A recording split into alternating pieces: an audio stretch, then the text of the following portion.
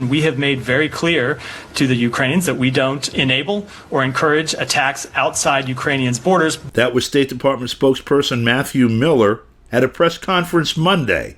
He was asked about a raid by a group of Ukrainian saboteurs into Russian territory in the Belgorod region. One civilian was killed and 13 wounded in the attack. Moscow said more than 70 of the invading group were killed. This was Igor Konashenkov, a spokesperson for the Russian Ministry of Defense, on Tuesday. The Kiev regime, having suffered a defeat in the city of Artemovsk, has switched to the implementation of terrorist tactics against civilians. On May 22nd, a unit of Ukrainian nationalists invaded the territory of the Russian Federation. During a counterterrorism operation, the nationalist formations were thwarted and defeated. More than 70 Ukrainian terrorists, 4 armored combat vehicles, and 5 pickup trucks were destroyed. According to reports in Russian media Tuesday, Moscow believes that the U.S. provided intelligence for the raid. At Monday's State Department press conference, the spokesperson Matthew Miller made these comments. I do think it's important to take a step back and remind everyone and remind the world that, of course, it is Russia that launched this war. It's Russia that continues to launch attacks on civilians in Ukraine. It's Russia that's targeted schools and hospitals and civilian infrastructure. So it is up to Ukraine to decide how they want to conduct their military operations. For more on that, we go to Moscow to speak with analyst Mark Sleboda.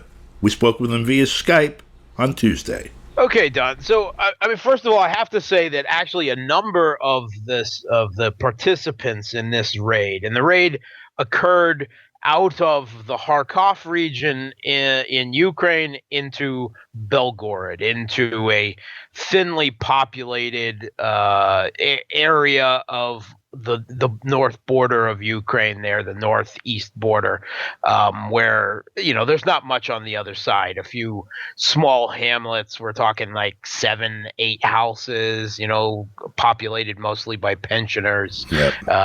There's really nothing of any import on the other side there. First of all, I got to say, actually, at least some of the participants of this raid were Russians. Or, you know, at one time, Russian citizens. Here's the thing. If you've been engaged with talking about the nature of the Kiev regime and its forces, its practices and power, its ideology for the last few years, you know, whether in debates with your friends, online, social media, whatever, you know, you talk about state-armed and funded neo-Nazi, Banderite fascist battalions by the score. You talk about the regime has declared World War II era Nazi collaborators and Holocaust perpetrators as its national heroes, right, because they killed Russians too, right? I mean, and leftists. And, you know, because that makes it okay. You know, whitewashes everything else away, that they've got national holidays. They bring them into the schools. They're putting up monuments and statues and renaming streets in their honor, all the state glorification. And you know, the response you'll more or less get is every country has neo-Nazis. Russia has them too. And you're like, did you miss the point about the state support, the arming, the funding, the state glorification? Did you miss all that? Right? Well, you know, here's your answer to this, because actually they've got a point. Russia has its neo-Nazis too. They do. And how do we know? Because like so many of neo-Nazis across Europe and from the US, they've gone to fight for the Kiev regime. That's right. And they're fighting for it, right? And that is who conducted this raid and has conducted smaller previous raid. This is the quote-unquote, got a nice innocuous name, Russia Volunteer Corps, right? Okay, so who are the Russian Volunteer Corps? Well, let's take a look at their leader, right? And this is open information, right? It's actually been talked about in the Western press. The guy's name is Denis Nikitin. Right. And without even me saying anything about him, let's see what the Telegraph, the British paper of record, has to say. Russian neo-Nazi hooligan who led anti-Putin militia across border. Let's check Medusa, the Western-funded info warfare outlet targeting Russia. The Russia Volunteer Corps and its neo-Nazi leader.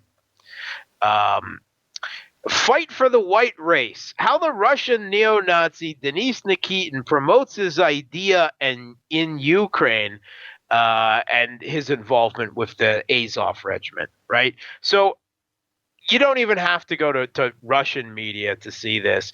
They may not be talking about it now, but they've talked about it previously, even if they try to brush it under the carpet now. And all that, oh, there are no Russians in Ukraine. It's all, there are Russian neo-Nazis in Ukraine, and they're fighting for this regime. Because Putin, Russian ultra-nationalists, ethnic nationalists, far right, they've always hated Putin for promoting, a Russia as a solid multi-ethnic, multi-confessional federation. Right. So, I mean, and this guy, Denis Nikitin, he's a piece of work. He's actually an international neo-Nazi celebrity. He's got his own neo-Nazi clothing brand. Ooh. Look it up.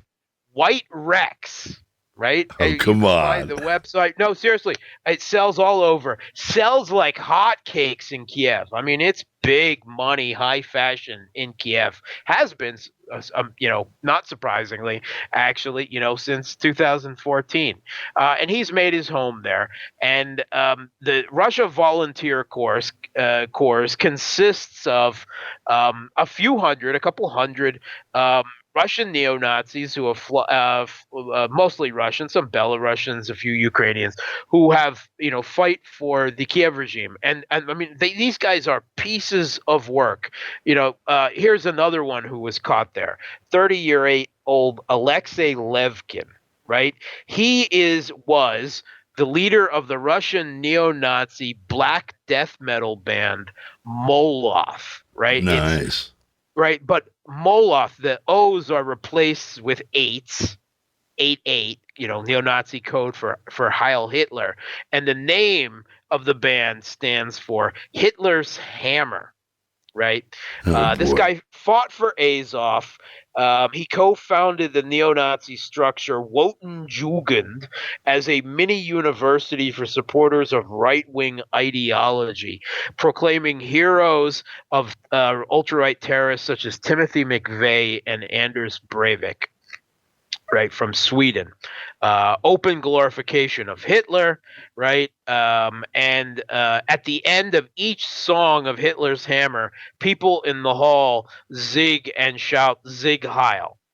I mean, this is they're not even like subtle. That's not subtle. Glorification of West Ukrainian Nazi collaborators. No, these guys are like they're like death metal neo-Nazi modern nutters, and that's who did this. They jumped across the border to a few small hamlets populated mostly by pensioners and shot them up. The Russian forces, where their fortifications, they actually have extensive fortifications there, but they're a couple kilometers back from the border. Right. Was a defensible position to put the trenches and the fortifications. Right. So they eventually responded and assembled, and I consider it an intelligence failure that they just didn't know that this was going to happen anyway. And they brought in some helicopters and they ran and everything, and they scattered, and they're hunting the last of them down now. They declared a Belgorod neo-Nazi republic for a few hours, and it distracted attention away from the humiliation of Bakhmut, which was a big part of what was going on, and the diversion, the hope that Russia might allocate more resources to swatting these neo-Nazi scum, rather, where they could be used for an actual offensive somewhere more important. But the most importantly, the vehicles they were driving were U.S. Mraps, right? Max Pro. These are armored fighting vehicles that the U.S. has just provided to the Kiev regime for their great ballyhooed offensive. And we have been told by Joe Biden, he promised us, right, as he promised so many things, that that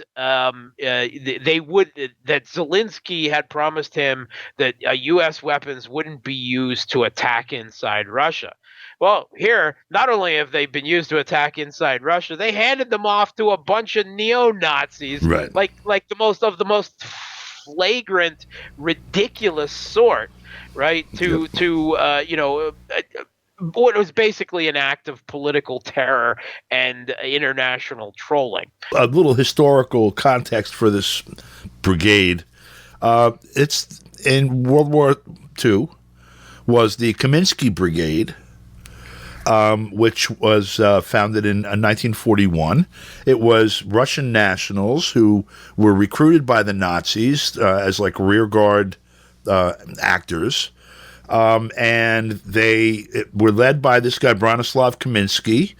He named it the Russian National Liberation Army. They did pretty much the same thing that I describe here. They set up a little Nazi fiefdom for a couple minutes during World War II. They were absorbed into Waffen-SS in June of 1944, and they ended up being assigned to put down the Warsaw Uprising. So the people who are invoking that particular history right now, they're heroes of the past, put down the Warsaw Uprising, among other things. Yeah, this is the type of people that they're trying to they're directly invoking this, right? And romanticizing it as the type of Russians that they want to be, and the type of Russia that if this handful of nutters actually had power, this is what they would do. Yep. Mark, thank you very much, and we'll speak with you again next week. And whatever happens between now and then, God help us. God help us. For KPFK, I'm Don DeBar.